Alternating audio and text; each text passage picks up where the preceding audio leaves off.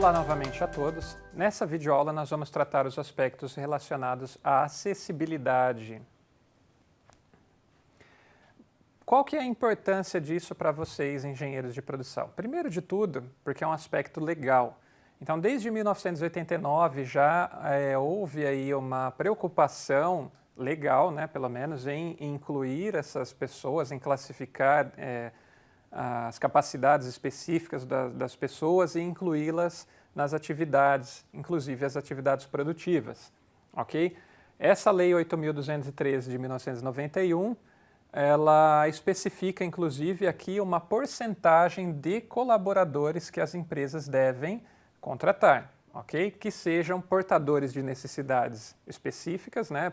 Necessidades especiais, que sejam reabilitados ou que se enquadrem em algumas situações específicas lá. Então, por exemplo, empresas que tenham acima de 100, na verdade, até 200 empregados, tem que ter 2% do seu quadro de funcionários constituídos por pessoas que se enquadrem nas condições estabelecidas pela lei, ok? É muito importante também destacar que, quando a gente fala em acessibilidade, normalmente a gente pensa no quê? No cadeirante, mas não é só o cadeirante, tá? Então nós temos pessoas com deficiências visuais, deficiências mentais, deficiências motoras de diversas naturezas que não necessariamente a paraplegia, ok? E nós temos que considerar tudo isso como enquadrado dentro do que é especificado na lei e importante aí para as nossas considerações no nosso projeto, ok?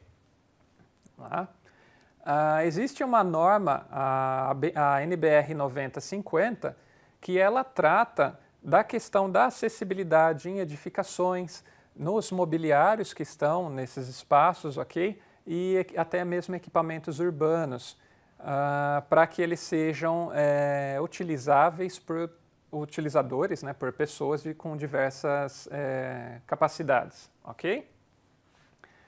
É interessante, e eu recomendo isso, quando a gente pensa em portadores de necessidades especiais, nós pensamos normalmente no quê? Em limitações. Mas, na verdade, nós não deveríamos pensar dessa forma, nós deveríamos pensar no que essas pessoas são capazes de fazer e não em quais suas limitações, tá?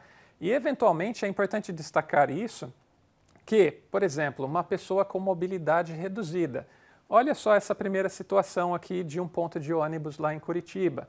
Não é um cadeirante que está utilizando essa rampa, ok? Esse elevador, perdão. É uma moça aí com um carrinho de bebê. É óbvio, nós temos as questões de mobilidade dos cadeirantes, das questões de acionamentos, de uso de produtos relativas a pessoas com baixa mobilidade. Mas, por exemplo, quando vocês chegam de um supermercado com as mãos cheias de sacolas, né, de compras, vocês estão com a mobilidade reduzida. Já pararam para pensar nisso? Se a maçaneta da porta não tiver uma conformação física, uma morfologia adequada, eventualmente vocês terão dificuldades para abrir.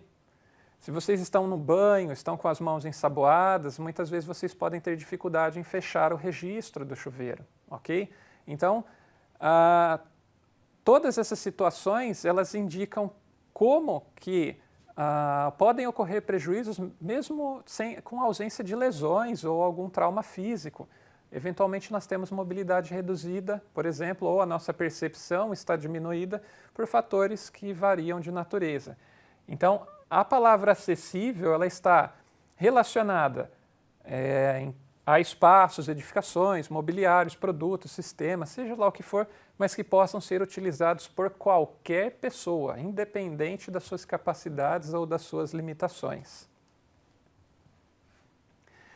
A NBR 9050, ela trata muito, é uma norma extensa, e ela trata muito bem, é muito detalhado, todas as exigências, por exemplo, de espaços físicos, de movimentação, de transposição de obstáculos por pessoas que tenham deficiências motoras, deficiências visuais, que são utilizadores das cadeiras de rodas e etc.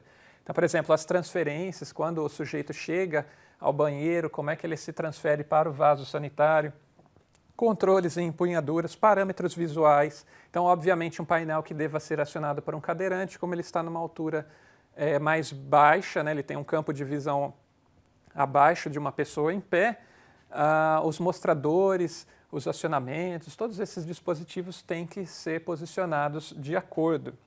Ok? Sinalização visual também. Então, todos esses aspectos eles são tratados de uma forma muito clara na norma. Então, não compensa aqui a gente ficar discutindo todos esses aspectos. Obviamente, essa norma está disponível para consulta e nós faremos algumas atividades analisando algumas situações específicas. O que eu gostaria de conversar com vocês é justamente incentivar essa análise crítica e fornecer algumas diretrizes, alguns aspectos que vocês devem observar quando vocês forem projetar espaços de trabalho, espaços de circulação, mesmo ambientes domésticos ou produtos também, que será o tema da nossa próxima videoaula.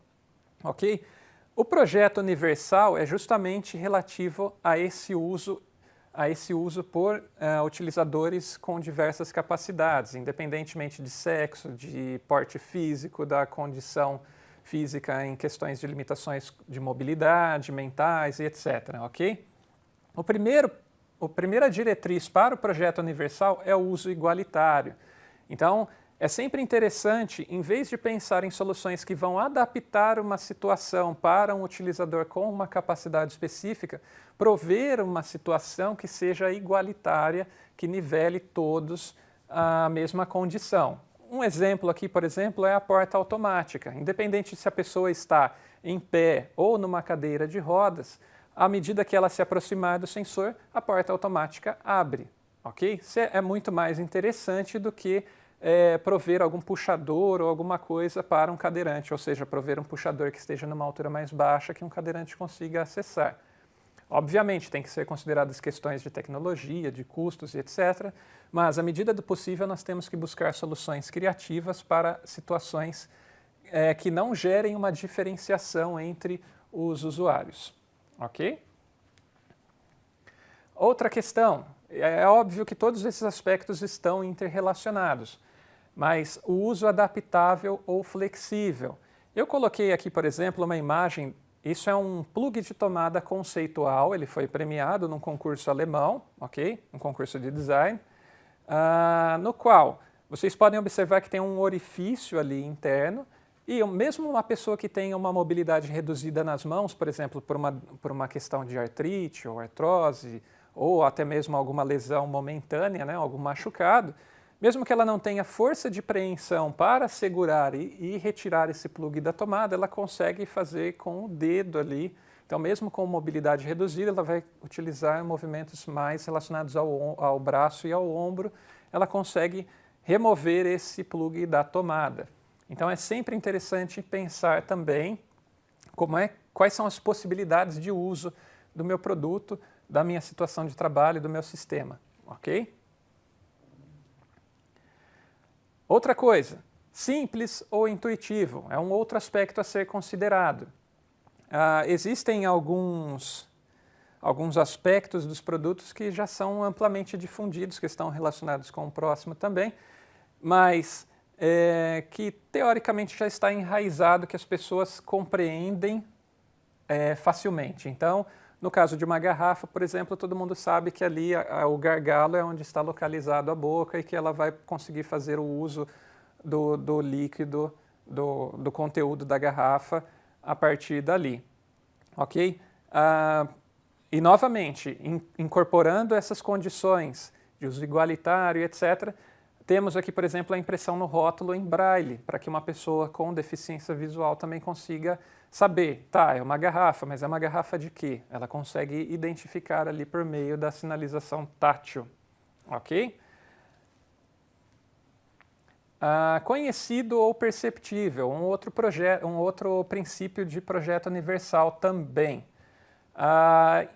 Isso, é claro, tende a mudar com a tecnologia, mas nós temos o que nós conhecemos por arquétipos, que são formas que os produtos assumem, que são, digamos assim, históricas. Então, se vocês pararem para pensar na evolução desse aparelho aqui, do telefone, é lógico, primeiro ainda tinha um fone separado do microfone, um alto-falante separado do microfone, mas a partir do momento que ele assumiu uma configuração formal única, assim, com essa alça que você leva junto ao rosto para falar, mesmo com o avanço da tecnologia, ela mudou pouco, ok?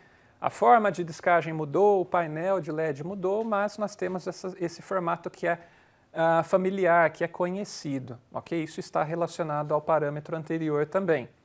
Então, as informações que eu preciso que o meu utilizador, que o meu usuário tem que ser transmitidas de maneira clara. Em qualquer lugar do mundo, o telefone tem mais ou menos essa configuração formal.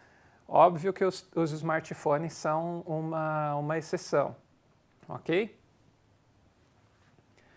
Um outro princípio é justamente ser tolerante ao erro, ou seja, oferecer dispositivos ou mecanismos que alertem o utilizador em caso de um erro ou que previnam esse erro. Por exemplo, as tomadas, né, que nós temos hoje aí o padrão no Brasil, elas têm esses 3 orifícios posicionados de tal forma que você só consegue encaixar o plug em uma única posição, ok? Então isso é comum a outras situações, a outros dispositivos. Nos sistemas nos softwares, por exemplo, nós temos diálogos, né, que confirmam as nossas ações. Você quer mesmo excluir o arquivo? Porque de repente foi um acionamento acidental. No caso da engenharia, por exemplo, a gente pode ver isso aí aonde? Em técnicas de prevenção a erros. Então, no setup de máquinas em que você faz marcações ou gera gabaritos para que o operador, o colaborador, no momento de fazer o setup, a troca de ferramentas, por exemplo, ele tenha um parâmetro ali para que ele não incorra no erro de fazer uma regulagem, um setup incorreto da máquina. Então, existem ferramentas da engenharia, SMED, o Poka-yoke ou Poka-yoke, que vão tratar, que combinadas também vão dar conta, por exemplo, de uma situação dessa num ambiente fabril, ok? Outra questão, sem esforço. Então, anteriormente eu comentei com vocês, olha, se vocês chegarem do supermercado com um monte de sacolas, vocês terão mobilidade reduzida e eventualmente terão dificuldades para acionar uma maçaneta da porta, por exemplo, ok? Então, qual dessas 2 maçanetas aqui vocês acham que fariam menos esforço para acionar e para adentrar um ambiente ou sair dele? Obviamente que a alavanca oferece condições melhores, você não precisa nem da mão, você pode apoiar com o braço ali e você efetua a abertura da porta facilmente. Então, é lógico, existem outros critérios, aspectos estéticos e etc., mas nós temos que pensar também na utilização de produtos, na descrição de atividades que minimizem o quê? O esforço físico, ok?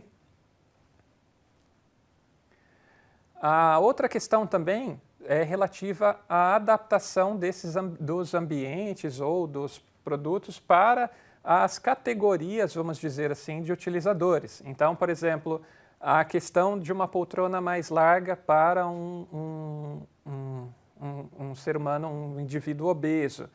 A questão da disponibilização de assentos específicos para cadeirantes, ou pelo menos de um espaço para que eles se integrem ali aos demais e assistam uma palestra, uma aula, alguma coisa assim, ok? Então, isso tudo também entra na questão do planejamento do layout, no planejamento do mobiliário, no planejamento dos dispositivos que serão utilizados no processo produtivo, ok? De maneira geral, quais são as recomendações? Nós vimos lá na aula, na semana relativa aos aspectos antropométricos, inclusive, que nós temos que projetar não com base no homem médio, porque o homem médio, inclusive, não existe. Nós temos que projetar para abranger uma grande faixa da população. Então, de certa forma, vamos projetar para os usuários extremos. Vamos pensar na pior coisa que pode acontecer e vamos prevenir que isso aconteça, que automaticamente tudo que está abaixo dela também não acontecerá. Isso tem que ser utilizado no quê? Layouts produtivos. Então, todos esses aspectos de circulação, de movimentação, de áreas livres, para uma pessoa em postura em pé caminhar em um corredor, uma distância é suficiente. Para um cadeirante, não necessariamente, ok? Então, todos esses aspectos devem ser considerados. Nos processos, então nós temos que promover a integração dessas pessoas com capacidades específicas. Como é que eu vou integrar isso no meu processo produtivo? Como é que eu vou remodelar a minha atividade ou a minha organização do trabalho para incluir essas pessoas, ok? Produtos. que é o tema da nossa próxima videoaula, inclusive. A questão do plug, lembram dele?